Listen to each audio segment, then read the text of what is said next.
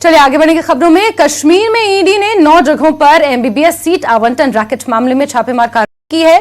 पाकिस्तान के विभिन्न कॉलेजों में सीटों का आवंटन हुआ था। इस सिलसिले में श्रीनगर में 3 ठिकानों पर छापेमार कार्रवाई की जा रही है।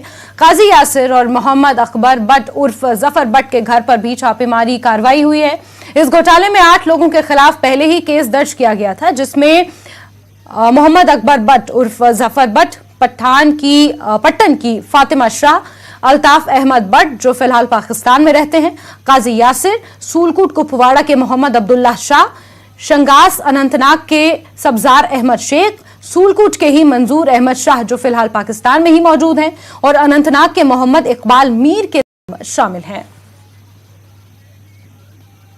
बिल्कुल, हम इस वक्त काजी मौला अनंतनाग में हैं, जहां पर ईडी ने आज सुबह जो है रेड्स डाले और आप देख सकते हैं कि किस तरह से जो ईडी के एहलकार है वो अंदर जो मीर वाइज काजी अहमद यासिर की रेजिडेंस है वहां पर सर्च कर रहे हैं। और इसके अलावा सीआरपीएफ और जम्मू कश्मीर पुलिस भी रेड्स में शामिल है। और आप देख सकते हैं कि किस तरह से बराह रास्त तौर पर ये ईडी के एहलकार जो है वो अंदर काजी अहमद यासिर के मकान में गए हैं और उसके बाद जो सर्च ऑपरेशन है वो वहाँ पर जारी है। और जैसा कि हमने बताया कि ये जो एमबीबीएस सीट्स का स्कैम है, जो पाकिस्तान में एमबीबीएस सीट्स अलॉट की गई थी, तो उन से ये तहकीकात जो है वो जारी है। और आप देख सकते हैं कि ये काजी अहमद यासिर की रेजिडेंस है और यहाँ पर जो रेड्स है वो अंदर चल रहे हैं। और जिस तरह से और 2 जगहों के नाम बताए जा रहे हैं, 2 अशखास के नाम इन रेड्स में आ रहे हैं। अगर अनंतनाग की बात करेंगे, मोहम्मद इकबाल मीर और सब्जार अहमद, तो उस वाले से जो तहकीकात है वो जारी है। और जिस तरह से हमने कहा कि जम्मू कश्मीर पुलिस और सीआरपीएफ भी इन रेड्स में शामिल है और ये पता लगाया जा रहा है कि किस तरह से जो स्कैम सामने आया है एमबीबीएस सीट्स का, तो उसकी इन्वेस्टिगेशंस के सिलसिले में ये सारा जो सुराग है वो हासिल करने की कोशिश की जा रही है। और हम आपको बता दें कि आज सुबह ये रेड्स जो है मल्टीपल लोकेशंस पे ईडी ने शुरू किए हैं। जम्मू कश्मीर की अगर हम बात करेंगे या कश्मीर डिवीज़न की अगर हम बात करेंगे, तो कुल मिलाकर 9 लोकेशंस पे ये रेड्स जो है वो बैक टू बैक डाले गए। और ये अनंतनाग का मंजर है, ये अनंतनाग का वो एरिया है काजी अहमद यासिर की रेजिडेंस जहाँ पर है, सेपरेटिस्ट लीडर्स में शुमार होते हैं वो, तो वहाँ पर ये रेड्स डाले गए। और हम आपको बता दें कि काजी अहमद यासिर जो है वो काफ़ी अरसे से एबस्कॉन्ड है, यानी कि अपने घर में नहीं आए हैं और ना ही दिखे गए हैं काफ़ी महीनों से। तो इस हवाले से जो रेड्स है वो जारी है और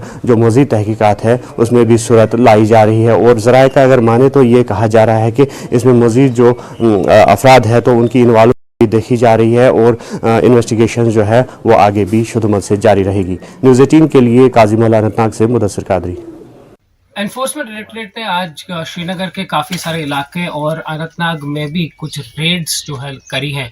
मैं अभी हुर्रियत नेता के घर के बाहर हूँ जो कि श्रीनगर में है और वहाँ पर अभी रेड चल रही हैं। अपने कैमरा पर्सन से कहूँगा आपको दिखाए ये घर। दरअसल एनफोर्समेंट डायरेक्टरेट जो है इन्वेस्टिगेट कर रही है कुछ केसेस जिसमें जो एमबीबीएस सीट स्कैम है, जिसमें पाकिस्तान जाते थे एमबीबीएस करने कुछ स्टूडेंट्स, उनका केस है।